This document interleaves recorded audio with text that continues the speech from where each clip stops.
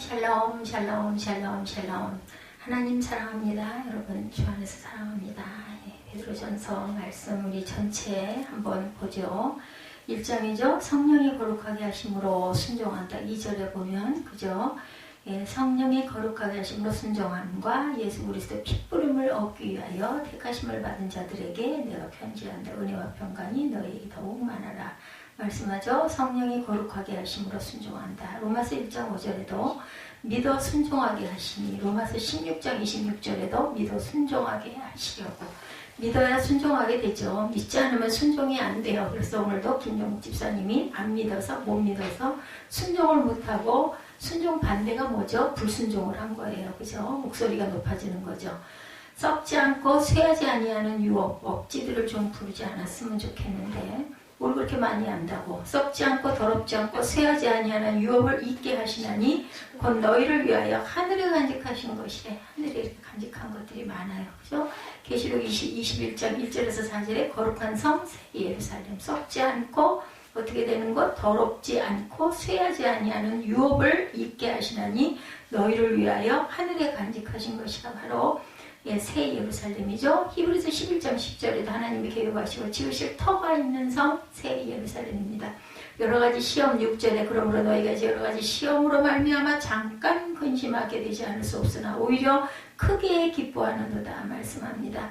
하나님은 우리의 믿음을 시험하시죠. 교회 생활을 통해 낮추어 시험을 하십니다. 신명기 8장 2절에 내게 광야길을 걷게 하신 것을 기억하라. 이는 너를 낮추시며 너를 시험하사 그 명령을 지키는지 지키지 않는지를 알려 하심이라고 말씀합니다. 이렇게 시험하실 때가 많다는 걸 절대 잊지 마십시오. 거짓 선지자의 미혹을 통하여도 시험하십니다. 신명기 13장 3절에서 11절에 너는 그 선지자나 꿈꾸는 자의 말을 청종하지 말라. 이는 여호와를 사랑하는 여부를 알려 하사 너희를 시험하십니다. 남겨두신 이방 민족들 곧 세상 유혹을 통해도 시험을 하십니다. 사사기 2장 20절에서 3장 4절까지 남겨두신 이 이방 민족들로 이스라엘을 시험하사 명령들을 순종하는지 알고자 하셨다. 그러니까 다 죽여라, 다 죽여 없애라 했을 때 했어야 되는데 전리품을 남겨놓고 또한 그들을 일꾼으로 사용하려고 사람도 남겨놓고 했더니 뭐가 들어왔어요?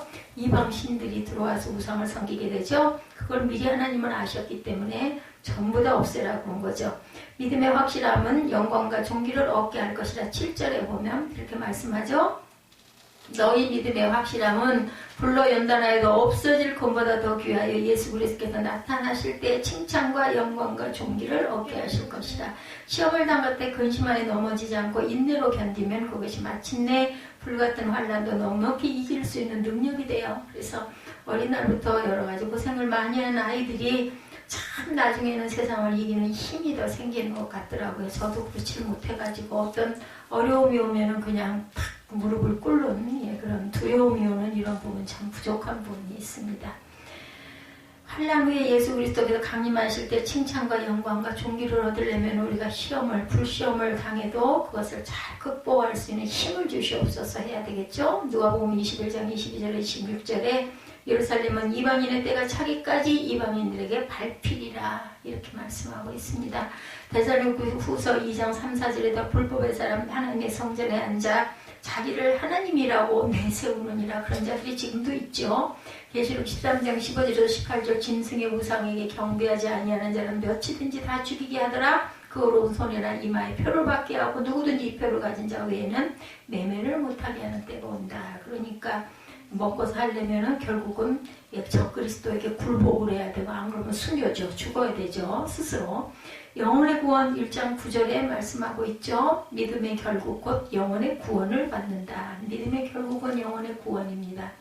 베드로전서 1장 5절에 말세에 나타내기를 예비하신 구원을 얻기 위하여 디모데후서 4장 18절에도 천국에 들어가도록 구원하십니다. 히브리서 10장 39절에도 영혼을 구원하신다고 그러죠. 영혼 구원처럼 귀한 건 없습니다. 각자의 행위대로 심판하신다. 17절이죠. 외모로 보시지 않고 각 사람 행위대로 심판하시는 이를 너희가 아버지라 부른즉 너희가 나그네로 있을 때를 두려움으로 지내라 말씀합니다. 전도서 12장 13-14절에 선악간에 심판하실 것이고 고린도서 5장 10절에도 선악간에 그 몸으로 행한 것을 따라 받으려 함이라.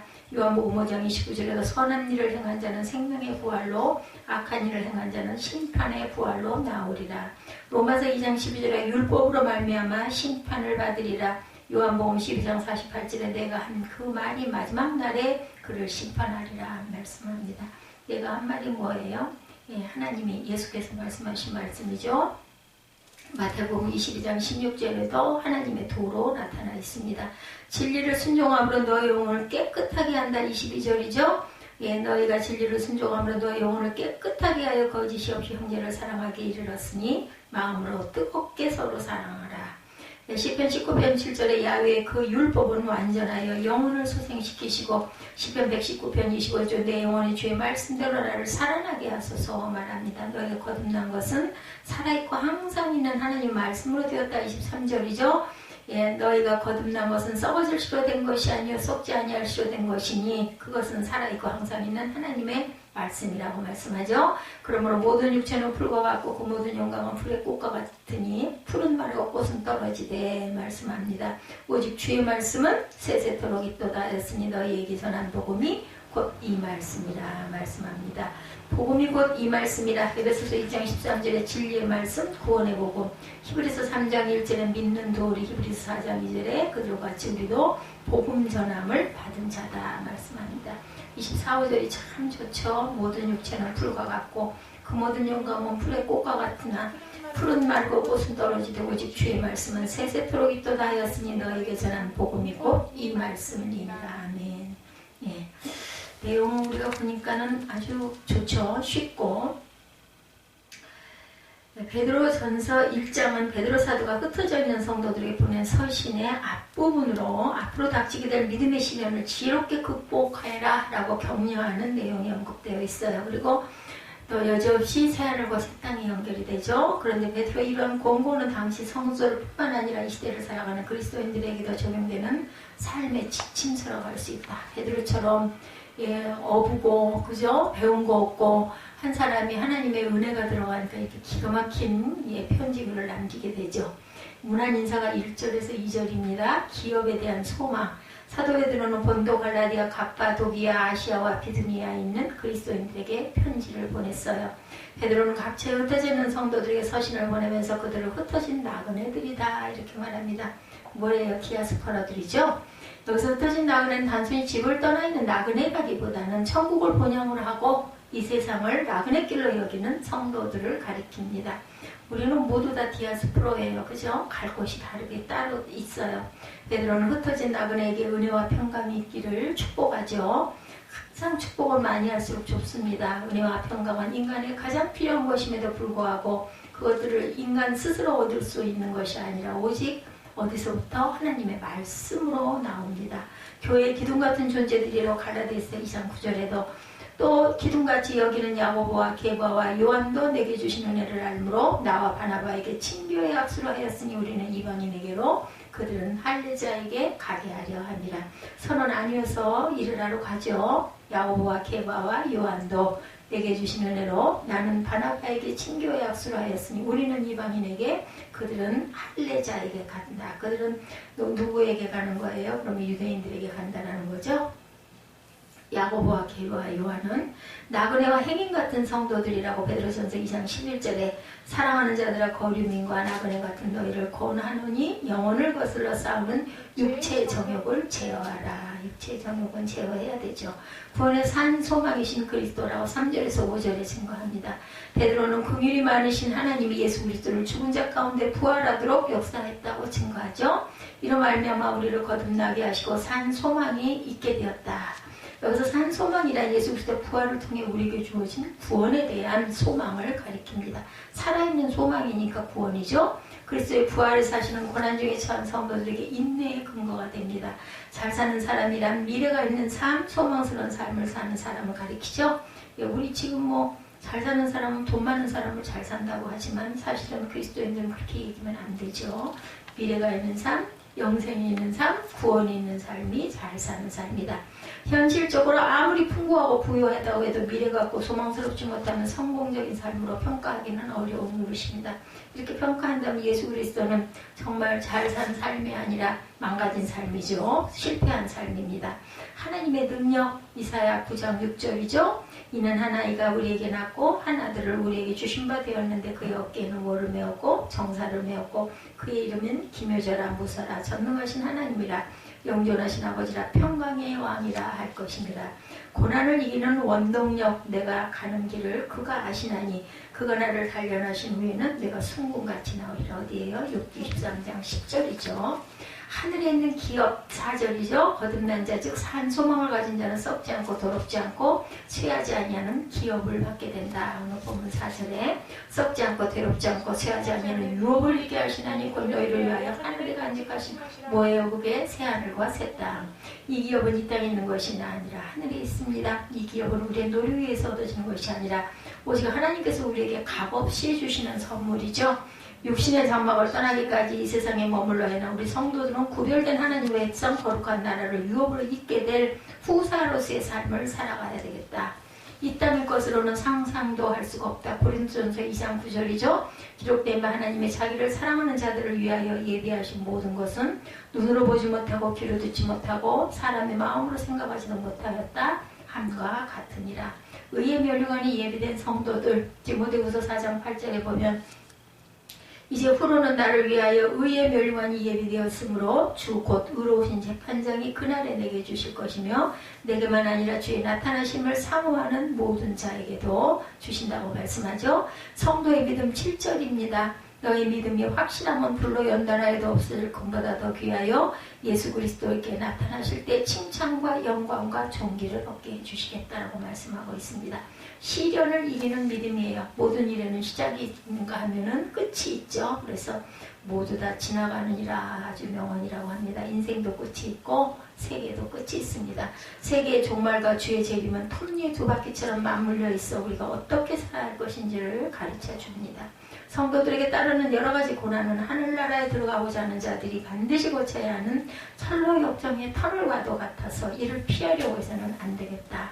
능력을 달라고 해야죠. 극복할 수 있는 능력을. 도망가려고 하지 말고 피하려고 하지 말고 그건 두려움에서 오는 거더라고요. 보니까 우리 믿음을 지켜주시는 하나님은 견고한 보장이 되신다. 에스더가 녹음 파일을 보냈는데 그걸 못 보겠더라고요. 어떤 나쁜 얘기가 혹시 있으면 어떻게 하나 염려가 돼가지고 그래서 어떻게 했냐면 얼른 바울 선생님한테로 보냈더니 또 그 사람은 또 얼른 그걸 틀었어요. 그냥 딱 갖다 놓고는 오자마자 그거 이거 왔네요 그러면서.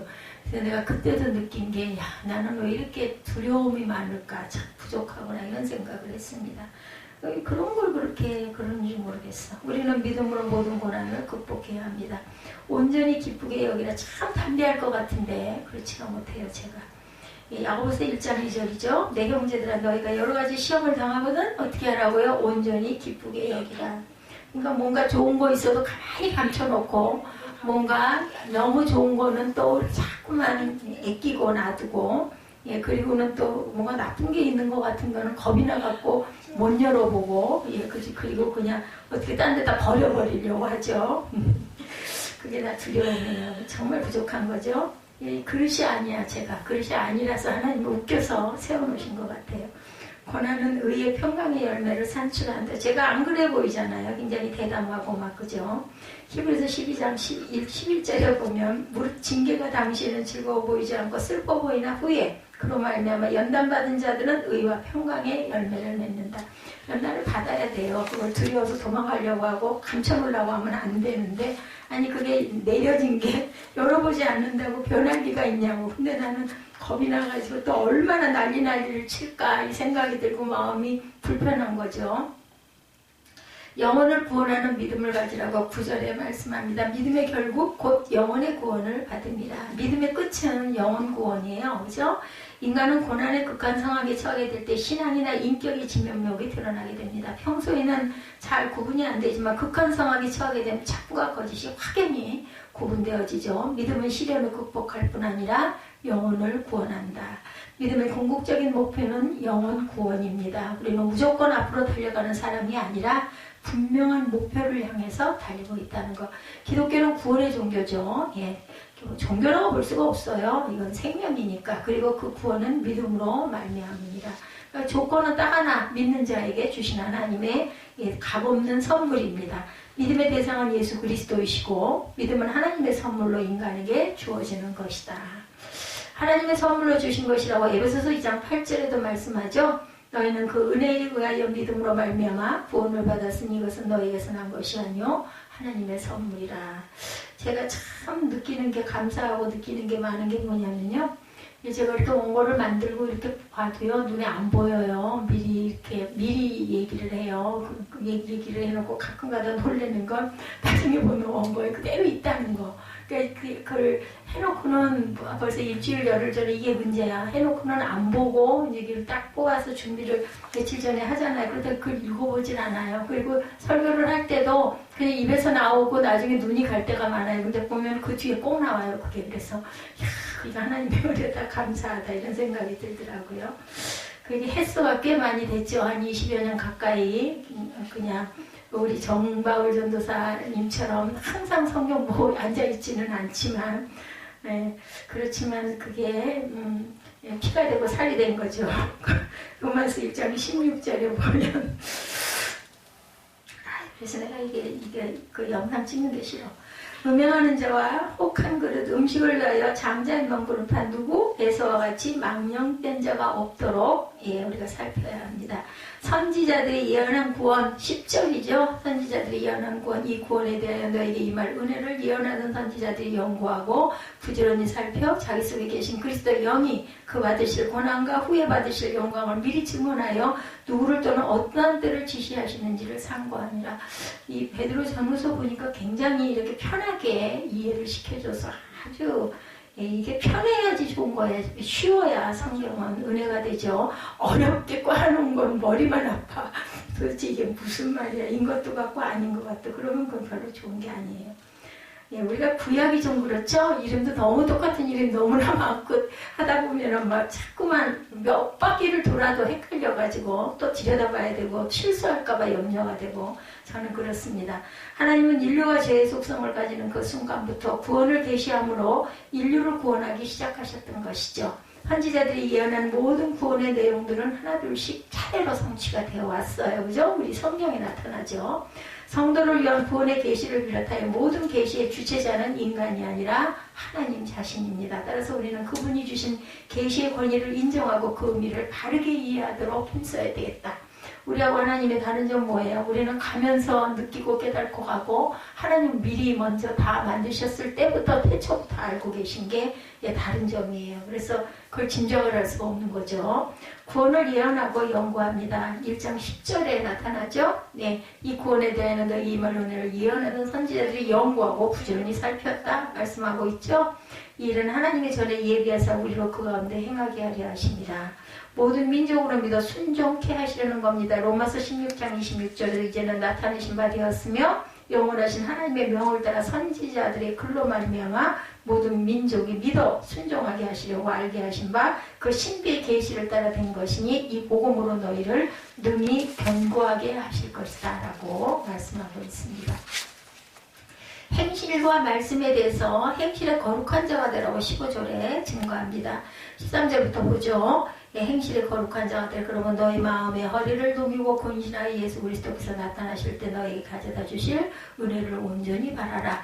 너희가 순종하는 자식처럼 전에 알지 못할 때에 따르던 너희 사욕을 본받지 말고 오직 너희를 부르신 거룩한 이처럼 너희도 모든 행실에 거룩한 자가 되라. 15절이 결론이에요. 그죠? 예. 그 무슨 결론? 행실의 거룩한 자가 되는 결론입니다.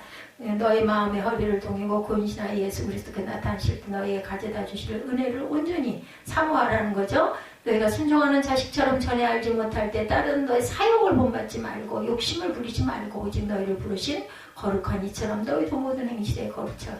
내가 거룩하니 너희도 거룩하라는 말씀을 하고 있습니다. 베드로는 하나님께서 거룩하신 분이므로 성도들도 모든 행실에 거룩한 자가 되어야 한다. 성경은 불의한 자가 하나님의 나라를 유업으로 받지 못한다고 가르치고 있죠. 사단의 지배 아래 있는 이 세상은 성도의 경건 생활에서 커다란 걸림돌이 됩니다. 예, 이 세상이 사단의 지배 아래 있는 게 문제예요. 그래서 우리가 항상 문제 속에서 살아가죠. 그러므로 성도들은 이 세상이나 그 가운데 있는 것들을 사랑하지 말고 멀리해야 한다. 그러니까 이름 지을 때도 예, 그 한문 뜻을 생각을 해서 물론 좋은 이름이라고 짓지만 한글로도 생각을 한번 해봐야 돼요. 그 문씨가 문재인 하니까 문제가 되는 사람이 돼요. 아니 딱 그렇게 해석이 되지 않아요? 처음에는 다들 그 생각을 안 했겠지만 저는 그 이름이 참 심각하다는 생각을 처음부터 했는데 근데 그 사람은 이렇게 많이 찍었다면서요. 열심히 그때 우리 누가 김종국 형제가 그랬던 거지 문재인 행실에 거룩한 자가 되기를 원하는 사람은 근데 진짜 문제가 됐잖아. 한글 뜻도 중요하다고요. 보면은 성경을 가까이 하고 제가 지난번에 어디서 그 얘기를 들었어요. 의사 선생님이 와가지고 어떤 환자 머리맡에다가 이름을 딱 붙여놓고 갔어요. 근데 이 환자가 그걸 보고는 깜짝 놀래가지고는 그냥 실망을 하고 절망을 해요. 그리고는 선생님한테 찾아가가지고 물어보는 거예요. 선생님 제가 암에 걸렸나요? 그랬더니 무슨 당신이 암에 걸렸습니까? 그랬더니 제 머리맡에다가 암 이름을 써놓고 갔어요. 뭐라고 써놓고 갈게요? 정근암이라고 써놓은 거예요. 그 사람, 그 의사 이름이 정근암이었대요. 그러니까 이분은 모르니까 내가 정근암이라는 암에 걸렸구나 하고 막 울고 희에 빠져가지고 만나러 와가지고 아주 심각하게 선생님 제가 솔직히 말씀해 주세요. 제가 암에 걸린 거죠. 아닙니다. 무슨 위에 조금 염증이 있어서 입원하신 거고 아직 결과는 안 나오지만 아닙니다. 그랬더니 앞에다가 그 표지판 붙여놓으셨던데 정근암 아니에요. 그랬더니 아주 웃는 그 에피소드가 있었다는 얘기. 이름이 중요하다니까요. 뭐든지 부를 때 이름이. 그러니까 한글로 해석했을 때 이상하면 이상한 거라는 거지. 그 이름대로 된다니까 자꾸 부르면 거룩하신 그리스도 예수 사도행전 4장 27절에 과연 헤롯과 본디오 빌라도는 이방인과 이스라엘 백성과 합세하여 하나님께서 기름 부으신 거룩한 종 예수를 거슬러 너희는 거룩하라. 레위기 19장 2절이죠. 너는 이스라엘 자손의 온 회중에게 말하여 이르라. 너희는 거룩하라. 이는 나 야훼 너희 하나님이 거룩함이라 말씀합니다. 레위기 19장 2절에도 그렇게 말씀하고 있어요. 내가 거룩한 것처럼 너희도 거룩하라고 베드로가 말한 것보다는 레위기 19장 2절. 그러니까 이분들도 구약의 그 말씀들을 이렇게 보면서 어디서 은혜를 받은 거죠. 뜨겁게 사랑하라고 22절에 말씀하죠. 너희가 진리를 순종함으로 너희 영혼을 깨끗하게 하여 거짓이 없이 형제를 사랑하기 이르렀으니 마음으로 뜨겁게 서로 사랑하라. 여기도 뜨겁게 사랑하라고 말씀하고 있어요. 베드로는 하나님께서 사람을 외모로 보지 않고 행위로 판단하심으로 두려움을 지내라고 권고하고 있습니다. 저 같은 두려움이 돼서는 안 되고 아주 뭐라고 그래야 되나 경외하는 두려움을 가져야 되겠죠. 근데 저는 뭔가 뚜껑을 잘 못 열어봐요. 그게 걱정이 되기도 하고 아니면 또 아껴가지고 나중에 몰래 혼자 보고 싶어서 이걸 딱 닫아놓고 나중에 보는 그런 습성이 있는데 이 내면에 제가 태어날 때 뭐 그런 게 좀 있었나 봐. 지금은 의학적으로 뭐 무슨 장애니 하지만 우리 자랄 때만 해도 그런 게 있나 뭐 없지. 근데 그 내면에 그런 게 고여 있는 거죠. 예, 하나도 그렇게 따지면은 온전한 사람은 하나도 없어. 다 그런 부분에 약한 부분이 있는 거죠. 예, 주님은 우리를 사랑하셔서 그의 피로 우리를 구속했어요. 그래서 뭐라 그래요? 그 피해망상증이라고 그러나? 예, 어떤 부분에 있어서 굉장히 뭔가 자기가 자꾸 상처받았다, 막 이런 마음을 갖는 거. 주님의 사랑은 자기를 희생하는 희생적인 사랑이고 어떤 조건의 전제도 없는 무조건적인 사랑이죠. 하나님의 사랑이 그리스도의 십자가를 통해서 구체화되므로 우리가 이를 확정할 수 있듯이 형제에 대한 우리의 사랑도 구체화되어야 돼. 우리는 마음으로 뜨겁게 피차 사랑해야 된다. 예지를 저도 참 못했다고 유은정 집사하고 카톡을 하면서 참 지 행실을 생각을 못하고 어쩌면 애들이 졌다니까 저도 그랬어요. 근데 저는 그 카톡을 끊고 나서 누워있는데 계속 생각나는 게 그건 잘못된 거더라고요. 같이 감싸줘야 되고 어루만져줘야 되고 사랑받고 싶어서 그런 거니까 사랑해줘야 되겠다. 쉽지는 않지만 해야 합니다. 그래야 걔가 변화가 되는 거죠. 사랑밖에 변화시킬 건 없어요. 왜냐면 성경에 있잖아. 지금도 이거 말씀하고 있잖아. 마음으로 뜨겁게 피차. 근데 피차가 되질 않아. 일방적으로 사랑해야 되는 거야. 무슨 사랑? 엄마의 사랑이기 때문에, 부모의 사랑이기 때문에. 하나님이 우리를 또 그렇게 사랑하시니까. 이웃과는 피차 사랑해야 되는데, 예, 엄마, 부모의 사랑은 무조건적인 사랑. 사랑엔 거짓이 없어야 합니다. 사랑한다고 거짓말해서는 절대 안 돼요. 자기가 받아. 거꾸로, 그죠? 로마서 12장 9절이죠. 사랑에는 거짓이 없나니 악을 미워하고 선에 속하라. 근데 사탄 발림 후에 사랑하는 거는 자기가 그 악이 자기한테 들어가고, 악하니까 거꾸로 하는 거죠. 악하지 않은 사람은 그렇게 안 해. 위선적인 사랑은 무익하다. 말씀 바로 나오네. 야고보서 2장 15, 16절에 만일 형제나 자매가 헐벗고 일용할 양식이 없는데 너희 중에 누구든지 그에게 이르되 평안히 가라, 덥게 하라, 배부르게 하라 하며 그 몸에 쓸 것을 주지 아니하면 무엇이 유익하리요. 혼이 나죠, 이런 사람들은. 그리고 자기는 아주 잘했다고 또 의시되죠. 남들한테 막 아주 이렇게 막 부풀려가지고 내가 이렇게 해줬다고. 그런 사람들은 꼭 그래. 이렇게 안 해놓고도 막 뭔가 엄청한 것처럼. 하나님의 말씀 23절에 말씀하고 있습니다. 너희 거듭날 것은 썩어질 시로 된 것이냐 썩지 않을 시로 된 것이니 살아있고 항상 있는 하나님의 말씀으로 되었다라고 얘기하고 있습니다. 하나님의 말씀은 당연히 썩지 아니하는 시로 항상 살아있는 생명의 말씀이죠. 썩었으면 생명이 될 수가 없죠. 썩어서 싹이 나야 돼요. 썩어 없어지면 절대로 아무것도 아닌 거죠. 풀과 같은 유한한 인생이 영원한 생명을 갖게 되는 것은 하나님의 말씀으로 거듭나는 길밖에 없습니다. 하나님의 말씀은 세세토록 존재한다. 모든 성도들에게 전파된 복음이고 하나님의 말씀이라고 베드로는 말하고 있죠. 하나님의 말씀은 단순히 죄를 지적하거나 정죄하는 율법이 아니고 그것을 믿고 순종하는 성도로 하여금 생명과 구원과 소망을 가지게 한다. 살아있고 항상 있는 말씀 1장 23절이죠. 너희가 거듭난 것은 썩어질 시로 된 것이 아니요 썩지 아니할 시로 된 것이니 살아있고 항상 있는 하나님의 말씀으로 되었느니라. 복음은 하나님의 지혜다. 고린도전서 1장 24절. 오직 부르심을 받은 자들에게는 유대인이나 헬라인이나 그리스도는 하나님의 능력이요 하나님의 지혜다. 예수 그리스도는 하나님의 능력이고 하나님의 지혜입니다. 왜? 말씀이기 때문이죠. 그리스도는 사람이 아니십니다. 영이시죠. 말씀 자체이십니다. 우리 성도들은 베드로의 말과 같이 이 땅에 흩어져 있는 디아스포라, 나그네입니다. 우리가 비록 이 세상에 살고 있지만 본향은 천국이죠. 따라서 우리는 본장을 통해서 사도 베드로의 권면에 귀를 기울여 하늘나라에 속한 천국 백성다운 삶을 살아가야 되겠다. 어떠한 고난 속에서도 우리가 인내해야 되겠죠. 왜? 천국이 있으니까. 천국 소망이 있기 때문에 우리는 참는 거예요. 베드로의 첫 번째 서신인 베드로전서의 권면을 통해서 우리가 은혜를 함께 나눠왔습니다. 25절까지 우리가 풀면서 왔죠.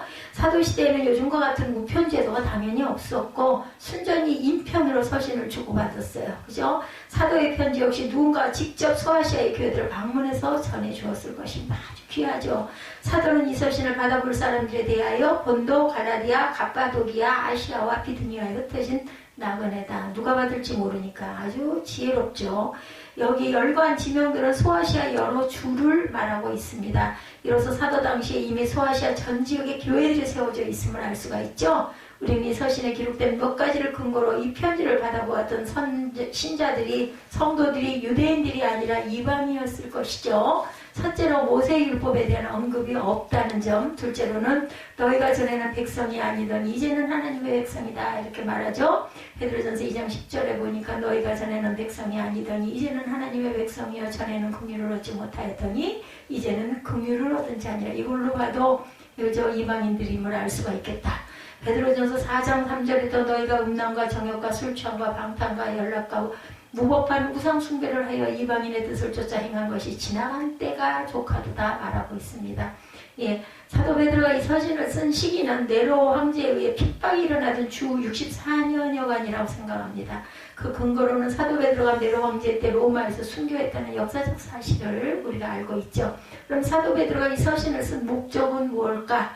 네, 디아스포르들에게 그저 권면해서 힘있게 잘 살아가라. 아주 고난의 때였기 때문에 고난을 받으면 나중에 그것으로 상급이 있다는 것을 알게 하기 위해서였겠죠. 서론에 언급한 대로 박해받는 그리스도인들을 위로하고 격려하여 핍박 가운데서도 믿음을 굳게 지키며 하나님의 백성답게 거룩하고 선한 삶을 살도록 왜 우리에게 주신 선물, 영원, 영생 있기 때문에 하나님의 나라의 신천지 새하늘과 새 땅이 있기 때문에 사도 베드로는 박해 중에 있는 그리스도인들에게 예수 그리스도의 영광스러운 재림을 소망하라고 격려합니다. 그는 이 소망을 일컬어 죽은 소망이 아니라 뭐라고요? 리빙 호프, 산 소망이라고 하죠. 우리가 이 편지를 읽을 때 잊지 말아야 할 것은 기독교 역사상 가장 박해가 심했던 시기에 기록한 것이라는 것을 잊지 맙시다. 로마 제국이 처음부터 그리스도인들을 핍박한 것은 아니었어요. 주후 64년 7월 19일에 제 생일이네요. 7월 19일. 로마 대화재가 일어나기 전까지는 핍박은 거의 없었습니다. 있었다면 주로 유대인들에 의한 것이었고 로마 제국은 기독교에 대해서 별로 관심들을 갖지 않았어요. 그러나 로마의 대화재 이후에 사정이 달라집니다. 로마 시민들 사이에 대화재의 주범이 네로라는 소문이 걷잡을 수 없이 퍼졌어. 네로가 맞죠, 사실.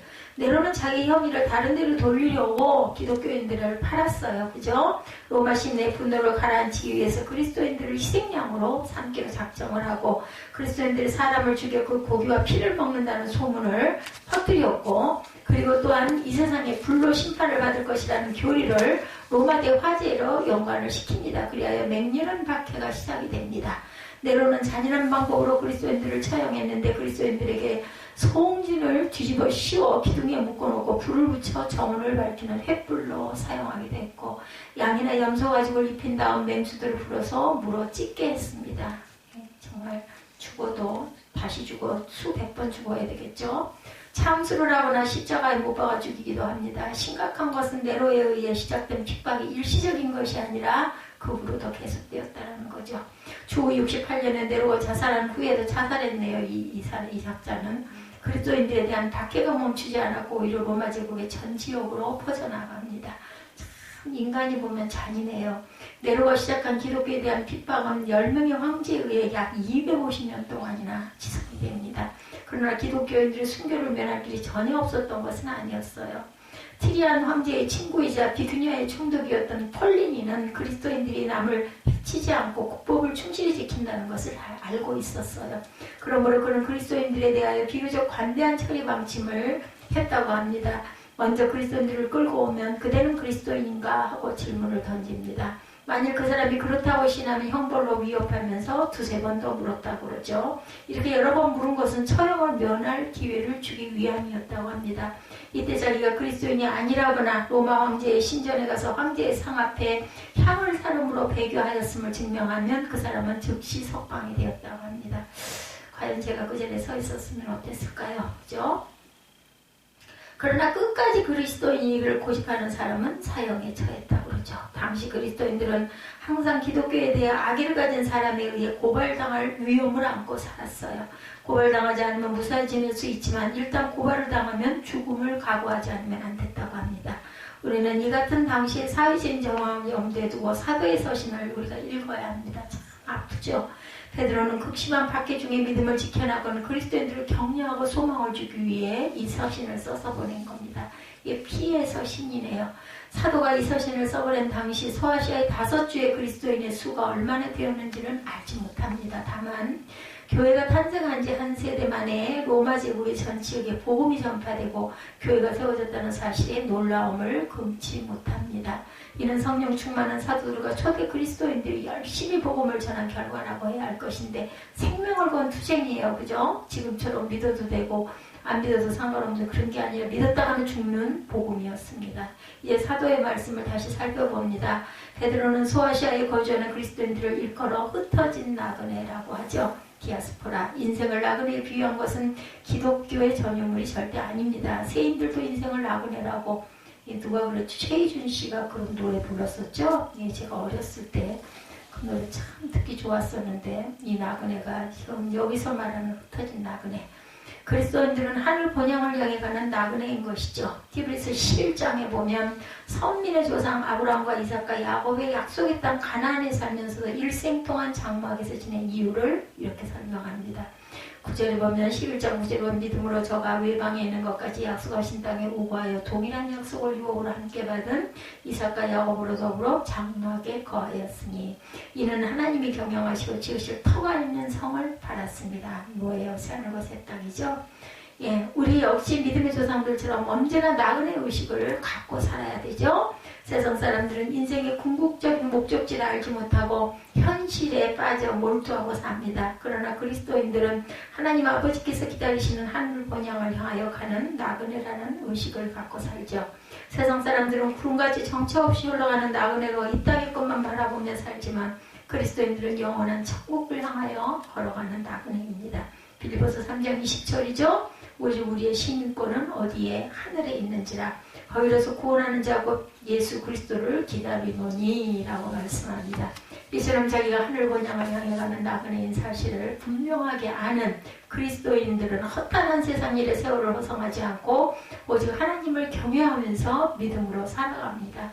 그뿐 아니라 자기가 낙에 있는 것을 아는 그리스도인들은 핍박을 받고 어려운 일을 만날지라도 낙심하지 않습니다. 예, 성도들 가운데 어디 여행을 갔다 돈을 잃어버린 경험이 있는 분들도 있죠. 여적은 아직 남아있는데 경비가 얼마 없고 다 잃어버리고 나면 정말 문제예요. 카드도 잃어버리고 온라인으로 송금받을 수도 없다면 우리가 어떻게 해야 할까? 방법은 가지고 있는 것을 끝까지 아끼는 길밖에 없죠. 하루 세끼 먹던 것을 2끼로 줄이고 호텔에서 나와 여인숙을 이용하고 텐트카를 반납하고 버스를 타거나 걸어 다녀야 합니다. 그렇다고 내 팔자하고 한탄을 해봤댔자 소용이 없습니다. 집에 돌아가면 이야기거리가 많겠구나 그러면서 기꺼이 고생을 감내하는 방법이 차라리 좋은 방법이죠. 이처럼 영원한 본향을 향해 가는 그리스도인들은 이 땅에서 고생을 할지라도 세상 사람들처럼 억울해할 것이 없습니다. 아까 제가 줄 서가지고 표를 내고 가서 이제 그거를 끊고 들어가야 되잖아요. 그래서 제가 뒤에 있는 여자분에게 이것도 나중에 추억이 되겠죠. 그랬더니 이분이 저를 보고는 추억? 그러면서 쳐다봤습니다. 거의 없다는 듯이. 근데 제 생각에는 우리 뒤에 후세들이 이런 걸 전혀 모르고 사는 세상에 예전에 뭐 70년 전, 100년 전에 그때 이 코로나 바이러스 때문에 체육관에 수영하러 들어가면서 이렇게 줄줄이 가방을 들고 바구니 하나씩 다 들었어. 그 어떻게 보면은 꼭 뭐 배고파들어 나와 서 있는 바구니 들고 서 있는 사람들 같잖아. 근데 운동하러, 스포츠하러, 그것도 수영하러 원래 레저잖아요. 수영이.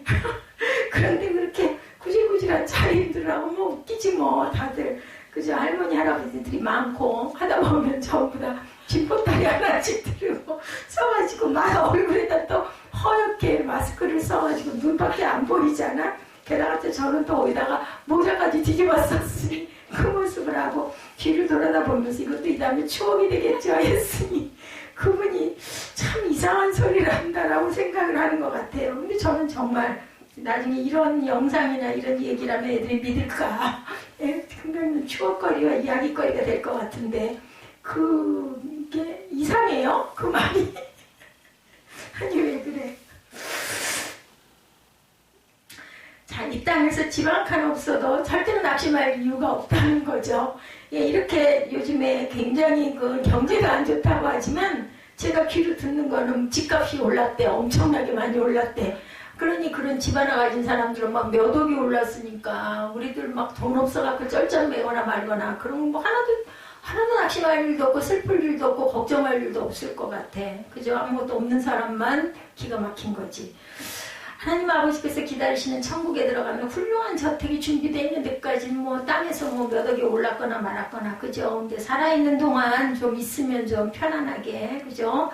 예, 물질에 대해서 우리가 공공함을 당하지 않으면 또 마음에 여유가 되는데 또 그렇다고 해가지고 걱정 근심이 없겠어요? 그건 또 아니에요. 보면 또 있으면 있는 대로 근심 걱정이 많습니다. 뭐 보니까 이모티콘에 뭐 10억 받아 이게 있더라고. 그래서 에이 이 이모티콘은 좀 안 좋다 그랬더니 그게 왜 안 좋아 그래요. 사무엘이. 그래서 에이 그거 뭐 무슨 10억을 받고 뭐 뭔 짓을 하겠니 내가 그거 좋지 않지. 아니 10억 받기가 있어. 아니라니까 진짜 10억 받기가 있다니까. 그래서 내가 아유 얘 그 10억 있어봐라 별짓을 다 하려고 하지 않겠니 욕심 부리고 막 그랬더니 뭐라 하느냐면은 뒷말이 너무 재밌었어. 그렇게 심각하게 받을 건 없어. 애들은 심각하지가 않은데 저는 너무 그런 걸 고지식하게 심각하게 이런 건 좋은 게 아니야 했다라는 거죠. 자, 주님을 위해 받는 핍박도 절대로 두려워하지 말아야 되겠다. 왜냐면 우리는 죽어봤댔자 또 살잖아. 근데 뭐 무슨 생명을 갖고 그렇게 연연해. 다만 두려움은 있지. 죽는 순간 우리가 예방접종 맞기 직전에 그걸 약간 어떻게 하는 것처럼 그게 있을 뿐인 거지. 우리가 딱 죽으면 그 다음에 새로운 세상이 열리는 거거든요. 우리 정신이 딱 없어지고 나면은 주님을 위해 핍박받으면 장차 주님 관계 영원토록 영광을 누리게 될 것이기 때문에 이걸 믿는 사람들은 순교를 기쁘게 순교를 했겠죠. 죽여라 죽여 얼른 죽여줘 나가게. 나 이거 고통스럽고 아파가지고 아프잖아. 아픈 건 무섭고 싫잖아요. 그러니까 딱 죽으면 없어지잖아 그게. 그리고 나는 반드시 하나님 앞으로 갈 것이니까 내가 죽어야 가는 거거든요. 근데 그냥 죽는 건 안 돼. 누군가가 나를 죽여서 내가 순교를 했어. 그러면 100점이야 100점. 하늘나라 가는 거죠. 그 그리움을 가지고 달려가는데 그 안 받아주시겠냐고 하나님이. 아 참 그렇게 생각하니까 진짜 딱이네. 그 두려움만 딱 넘었으면. 그리스도인을 가리켜 나그네라고 했던 사도는 그리스도인들의 영광스러운 신분에 대해서도 언급하죠. 하나님 아버지의 미리 하심을 따라 성령의 거룩하게 하심으로 순종함과 예수 그리스도의 핏뿌림을 얻기 위하여 택하심을 입은 자들이다. 이게 아까 몇 절에 있었죠? 2절. 그죠? 예. 그리스도의 핏뿌림을 얻기 위하여 택하심을 받은 자들에게 편지한다. 은혜와 평강이. 그러니까 그런 사람. 핏뿌림을 받는 자는 뭐야? 핏뿌림을 얻기 위하여 택하심을 받은 자들에게 핏뿌림을 얻기 위하여 그건 모두 다 순교 하는 것도 기뻐하는 그런 자들이라는 거죠.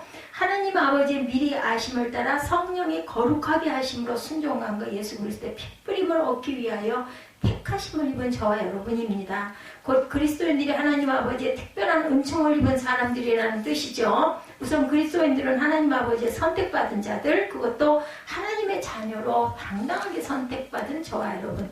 그래서 베드로는 하나님 아버지의 택하심을 입은 자니까는 그 박해와 고난과 핍박이 있으니까 베드로가 어떻게 해서든지 희망적으로 높여주느라고 위로를 하고 있는 거예요. 우리가 읽다 보니 그렇잖아요. 하나님 아버지의 택하심을 입은 너야. 그렇게 하면 와 내가 진짜 하나님이 나를 선택하셨구나. 이런 어깨가 좀 쓰지 않아요? 그리고 우리가 선택받은 것은 하나님이 미리 아심을 따라 되었다. 먼저 알고 계셨다는 거죠. 우리가 선택받을 것을 미리 아심을 한자말로 예지라고 예지 이름 예지 응? 예지 미리 예시야 예시. 그래서 예지 알았다라는 알지자를 썼네요. 그러니까 예지 이름이 참 좋은 이름이네. 내가 이걸 딴 말을 할 수 없는 게 뭐냐면 아까도 얘기를 하려다가 차마 말을 못했어. 이름이 문제가 아니야. 내 이름을 내가 지어줬거든 사실은. 그리고 가서 한 문자만 좋은 글자로 만들어 달라고 그랬어. 그래서 아주 끝까지 주장을 했어. 예지 아빠는 걔를 예원이라고 했죠. 예원은 학교가 있어서 안 된다고 내가 막 주장을 해가지고 그 아빠는 끝까지 싫어했어. 예지라는 이름을. 다른 이름을 계속 갖다 붙였어. 예원이라고 하자. 무슨 또 뭐가 있었는데 그렇게 하자는 걸 내가 고집을 해가지고 불편해하면서 할 수 없이 예지를 또 엄마 목소리를 어떻게 할 수가 없으니까 이제 그때는 이 큰딸이 아주 뭐라고 했냐면은 예지 아빠가 뭐라고 했냐면은 니네 엄마가 하나님이냐. 불경스러운 말이긴 하지만 그렇게 말을 잘 들었었지. 내 말이라면 무조건. 예, 그랬던 이윤영 집사가 지금은 저렇게 변했지. 제가 잘못해서 그러죠. 하나님께서 에레미야 선지자에게 말씀하시기를 내가 너를 복중에 짓기 전에 너를 알았고 그죠? 내가 태에서 나오기 전에 너를 구별하였고 너를 열방의 선지자로 세웠노라. 에레미야 1.5절이에요. 예, 우리가 어머니의 태 잉태하기도 전에 하나님께서는 전지전능하심으로 만물이 창조되기도 전에 벌써 우리를 아시고 당신의 백성으로 선택했다. 얼마나 영광스러워. 그죠? 하나님 아버지가 우리 하나하나를. 그럼 우리는 항상 나는 하나님의 미리 아심을 따라 택정함을 받은 사람이라는 자부심을 갖고 살아야 합니다. 이제 하나님의 택하심에 대하여 자세히 보죠. 첫째로 성령의 거룩하게 하심을 위해 택하셨다라고 하죠. 우리가 예수 그리스도를 믿는 것은 성령의 은혜를 받았다는 표시입니다. 이는 성령으로 아니하고는 누구든지 예수를 주라고 할 수가 없어. 어떻게 그 말이 나오겠냐는 거죠. 아니 무슨 상관이야. 제가 그런 걸 읽어본 적이 있어요. 아니 무슨 몇천 년 전에 십자가에 못 박혀 돌아간 사람 하나가 나와 뭔 관계가 있어서 내가 믿어야 돼. 이런 이야기들을 많이 했다는 거죠. 주님을 믿기 전에 우리는 허물거지로 죽었던 자들이에요. 그러니까 이런 말들이 나온 거죠. 또한 이 세상 풍속을 쫓고 공중의 권세 잡은 자인 마귀를 따랐어요. 예, 보암직하고 먹음직하고 그죠? 그런 것들. 우리 육체의 욕심을 따라 지내며 육체와 마음에 원하는 것을 하여 다른 이들과 같이 본질상 진노의 자식이었다. 상다리가 휘어지게 그죠? 그 개를 쌓아놓고 그걸 방망이로 두들겨서 빼먹는 사람들은 그게 가장 기쁜 거죠. 우리가 볼 때는 기가 지겨운 일인데도 본질상 무슨 자녀? 진노의 자녀들이라는 거. 뭐 그게 최고야.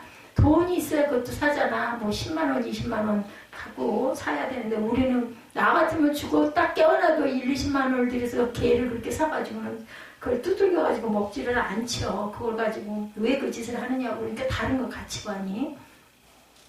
한마디 거룩함과는 상관이 없는 자들인 거지. 근데 자꾸 거룩하라고 하니까 거룩이 뭐 재미가 있겠어 그 사람들이.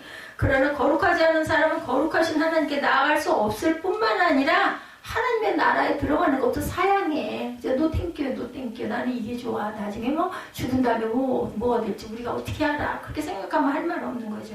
모세는 이스라엘 자손에게 이르기를 너는 야훼 내 하나님의 성민이라. 내 하나님 야훼께서 지상 만민 중에 너를 자기 기업의 백성으로 택하셨다라고 말씀합니다. 신명기 7장 6절 말씀이에요. 그러니 무슨 이 다음에 뭐가 될지 난 몰라. 그러면 그런 사람들은 돌아가기 직전에 얼마나 무서울까?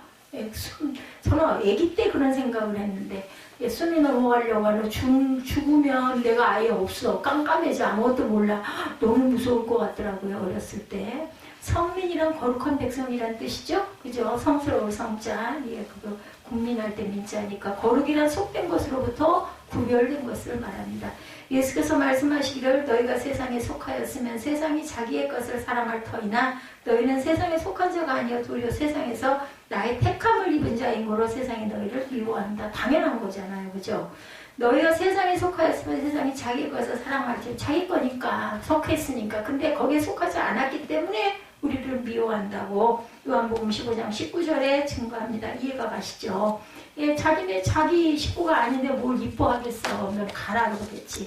그리스도인이란 하나님의 택하심을 입어 세상으로부터 불려남을 받고 성령의 거룩하게 하심을 통해서 하나님께 속한 자가 된 사람들. 이처럼 하나님의 백성이 되는 것은 택하심에서, 택정에서부터 시작된다. 둘째, 하나님께서 은혜로 우리를 택하셨어요. 택정을 받아야 하나님의 자녀가 되고 그걸 미리 알고 계신 하나님이 우리를 택정하셨고, 둘째는 하나님께서 은혜로 우리를 택하셨어요. 뭔가 빽이 있어서 아니면 이뻐서 무슨 뭐 공부를 잘해서 머리가 똑똑해서 절대 아니죠. 우리를 택하신 것은 우리에게 그만한 자격이 있기 때문이 절대로 아니다. 허물과 죄로 죽은 자들에게 그럴 자격이 있을 리는 만무합니다. 그러면 우리가 선택받은 것을 어떻게 설명해야 할까? 성경은 일관되게 하나님께서 주권적으로 우리를 선택하셨다라고 말합니다. 우리는 자격이 없을 뿐 아니라 하나님과 원수된 자들이었는데 하나님께서 일방적으로 자기 백성으로 택정했다는 거죠. 은혜란 아무 자격이 없는 사람에게 선을 베풀어 주는 것을 말합니다. 우리는 구원받을 아무 자격이 없었는데 하나님께서 우리를 구원하셔서 자기 백성으로 삼아주셨으므로 구원은 하나님의 은혜다. 이처럼 선택 교리는 하나님의 은혜를 강조하기 위해 필요한 것이죠. 그리스도인들이 행복한 까닭은 하나님의 은혜로 선택을 받았기 때문이죠. 그리고 하나님께서 그 택하신 자들을 성령의 능력으로 거룩하게 해주셨습니다. 성경은 그리스도인들을 이끌어 성도 곧 거룩한 물이다. 성스러운 물이라고 얘기하는 거죠. 그리고 우리가 성령의 인도하심을 순종할 때 실제로 성도다운 거룩한 생활을 할 수가 있습니다. 성령께서 우리와 함께 하실 때 우리가 성도다운 거룩한 생활을 할 수 있다. 간혹 보면 세상 사람들이 사는 모습을 부러워하는 성도도 있지만 그처럼 어리석은 경우는 별로 없습니다. 우리가 거룩해서 하나님의 백성이 된 것이 아니라 하나님의 백성이 되었으므로 거룩하게 살게 되는 거죠. 셋째로 그리스도인들은 예수 그리스도의 피뿌림을 받기 위해 택하심을 받았다고 그러죠. 율법에 의하면 피 뿌림에는 세 가지가 있었어요. 그죠? 성결을 의미하죠. 첫째, 구약시대 사람이든 물건이든 다 제물에 피를 뿌려서 정하게 했습니다. 이스라엘 사람이 문둥병에 걸렸다 하면 제사장이 가서 진찰을 받았는데 병이 나은 것이 확실하면 제사장이 그를 위해 정한 새를 잡아서 그 피를 찍어 그 사람에게 7번 뿌리며 정하다 이렇게 선언했다고 그래요. 신약시대 그리스도인들은 예수 그리스도의 보혈로 뿌림을 받아 정결한 하나님의 백성이 되죠. 둘째는 성별을 의미합니다. 첫째는 성결, 둘째는 성별. 예. 제사장을 세울 때 제사장이 될 사람을 정결하고 거룩하게 하기 위해 수양의 피를 찍어 그의 오른편 귓뿌리와 오른손 언비와 오른발 엄지에 바르고 그곳에 뿌렸어요. 그렇게 되면 성별되었다라고 하죠. 제사장은 백성을 대신해서 하나님을 섬기는 직분이므로 성별되어야 했던 거죠. 마찬가지로 그리스도인들은 왕같은 제사장으로 세상에서 성별된 사람들이다. 왕같은 제사장으로. 셋째는 하나님과 이스라엘 백성 간의 계약에 관련됩니다. 하나님께서는 선민과 맺으신 계약을 뭘로? 피로 보증하셨죠. 출애굽기 24장에 보면 하나님께서는 이스라엘 자손과 언약을 세우실 때 모세로 하여금 숫소의 피를 취하여 양푼에 담아 그 절반은 단에 뿌리고 나머지 절반은 백성에게 뿌리게 하죠. 그래서 보면은 계약 관계, 성결, 성별 그리고 계약. 그죠? 모세는 백성에게 피를 뿌리면서 말합니다. 이는 야훼께서 이 모든 말씀에 대하여 너희와 세우신 무슨 피? 언약의 피니라. 피는 곧 생명을 의미하죠. 블로드. 예, 그러므로 피를 제단과 백성에게 뿌린 것은 하나님께서 이스라엘 자손과 피, 곧 생명을 담보로 해서 언약을 맺었다는 것을 의미합니다. 그러므로 하나님의 백성은 생명을 누리기 위해 하나님의 계명을 준행할 의무가 있죠. 우리가 권리를 주장하려면 의무를 다 해야 돼요. 그죠? 그렇지만 짐승의 피로 맺은 언약은 완전한 것이 못 되므로 그 후에 누가 영원한 대제사장 예수 그리스도께서 보배로운 피로 다시 바뀌죠. 그렇지만 짐승의 피로 맺은 언약은 완전하지 못하기 때문에 모세가 하나님의 대리인으로 이스라엘 자손에게 언약의 피를 뿌려서 맺었던 언약 관계는 하나님의 모형이고 그림자였을 뿐이다. 때가 되자 실체이신 하나님의 아들 예수 그리스도께서 오셔서 자기 보혈로 구약의 언약을 새롭게 갱신합니다. 그리스도인들은 이 새 언약의 대상이고 수혜자들이죠. 우리가 하나님 중심으로 살고 말씀을 순종해야 하는 이유는 다른 데 있지 않고 우리가 그리스도의 핏뿌림을 받은 자들이기 때문에 언약을 맺었기 때문에 우리는 그렇게 살아야 된다는 겁니다. 소망이 있기 때문에 우리의 육체에 뿌려진 것이나 우리의 어디에 마음판에 뿌려졌어요. 그죠? 그래서 이전에 하나님을 반역하고 불순종했던 우리가 자원해서 하나님께 복종하는 자들이 됩니다. 이제 그리스도인들에게 주신 산 소망에 대해서 좀 봅니다. 베드로는 말씀하시기를 우리 주 예수 그리스도의 아버지 하나님이 그 많으신 긍휼대로 예수 그리스도를 죽은 자 가운데서 부활하심으로 말미암아 우리를 거듭나게 하사 산 소망이 있게 하셨다라고 말하죠. 사도가 강조하는 것은 예수 그리스도의 부활입니다. 그리스도께서는 죽은 자 가운데 부활하셨기 때문에 우리의 구주가 되셨고 만일 예수께서 십자가에 못 박혀 죽은 것으로 끝났다면 우리의 구주가 되지 못하셨을 것인데 하나님의 아들로 인정도 받지 못하셨겠죠. 죽음에서 살아나지 못하셨다면 우리도 마찬가지로 죽음에서 살아날 수가 없어요. 죄인으로 그냥 그렇게 죽을 수밖에 없는 생명이죠. 이렇게 볼 때 예수님의 부활은 복음의 핵심입니다. 예. 부활이 있지 않으면은 그리스도는 그저 죽은 그 기독교입니다. 이렇게 볼 때 하나님께서는 예수 그리스도의 부활을 통해 그를 믿는 우리를 거듭나게 하셨고 거듭나면 죄와 허물로 죽었던 우리의 영이 살아난 것을 말하죠. 그러나 단순히 살아난 것에 그치지 않고 하나님의 자녀로 태어난 거죠. 다시 태어난 거듭남. 요한복음 1장에 이르기를 12절이죠. 13절 12절 영접하는 자 곧 그 이름을 믿는 자들에게는 하나님의 자녀가 되는 권세를 주셨으니 이는 혈통으로나 육종으로 사람의 뜻으로 나지 아니하고 오직 하나님께로서 난 자들이다. 이렇게 말씀합니다. 부활을 통해서 예수님께서 자기가 하나님의 아들이고 인류의 구세주이심을 증명하셨으며 이로 인해 우리 믿음의 헛것이 아님을 입증하죠. 그리고 하나님께서는 거듭난 성도들에게 산 소망을 주셨어요. 그리스도인이 가진 소망은 죽은 소망이 아니고 잠시 있다가 사라질 소망도 아니고 오늘도 내일도 변함없는 살아있는 영원한 소망. 로마서 8장 24절이죠. 우리가 소망으로 구원을 얻었음에 보이는 소망이 소망이 아니니 보는 것을 누가 바라리요? 라고 말합니다. 다 보는 걸 뭐 누가 그걸 원해? 보이지 않는 것을 바라는 거죠. 눈으로 볼 수 있고 손으로 만질 수 있는 현대적인 것은 그리스도인의 궁극적 소망의 대상이 될 수 없습니다.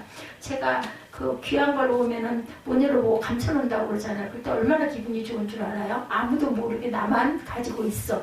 이거예요. 바로 이 산소망이. 눈에 보이는 거는 뭐 다 보는데 뭐 너도 나도 다 보는 거고 뭐 귀해. 나 혼자만 볼 수 있는 게 정말 귀한 거지. 왜냐하면 그런 것들은 우리의 노력을 통해서 획득할 수 있기 때문에 얼마나 마음이 기쁜데. 그리고 그걸 나중에 내가 혼자 몰래 살짝 봐야지 하고 기다리고 다른 일하는 게 얼마나 아주 재밌는지 빨리빨리 다 해놓고 얼른 가서 탁 하고 이렇게 봐야지. 이런 소망, 살아있는 소망입니다. 영원히 누릴 수 있는 것이 아니고 방금 사라져버리고 마는 그런 것이 아니라는 거죠. 소망이 이루어졌을 때 잠시 기뻐하지만 기쁨이 지속되는 건 아니에요. 세상 속에 있었던 그런 것들은 하나님께서 예수님의 부활을 통해 우리에게 주신 소망은 영원한 행복을 보장해 줍니다. 복을 주죠. 이 소망은 단지 소망으로 그치지 않고 때가 되면 그대로 성취되는 살아있는 소망, 리빙 호프. 첫째로 그리스도인들은 부활의 소망이 있죠. 성경은 그리스도께서 부활하신 것 같이 그리스도인들 역시 부활할 것이라고 말씀하죠. 예수께서 친히 말씀하시기를 요한복음 6장 40절입니다. 내 아버지의 뜻은 아들을 보고 믿는 자마다 영생을 얻은 이것이니 마지막 날에 내가 이를 다시 살리리라 말씀합니다. 부활장이라고 일컫는 고린도전서 15장에도 보면 50절에 형제들아 내 것을 말하니 혈과 입은 하나님 나라를 유업으로 받을 수 없고 또한 썩은 것은 썩지 않은 것을 유업으로 받지 못하느니라.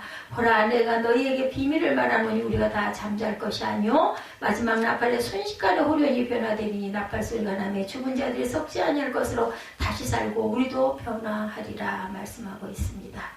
고린도전서 15장 50절에서 53절까지 이 썩을 것이 불갑을 썩지 아니할 것을 입겠고 이 죽을 것이 죽지 아니함을 입으리로다. 우리가 썩을 것이에요. 근데도 썩지 아니함을 입어 영생이 있기 때문에 죽을 것이 다시 영원한 삶을 살죠.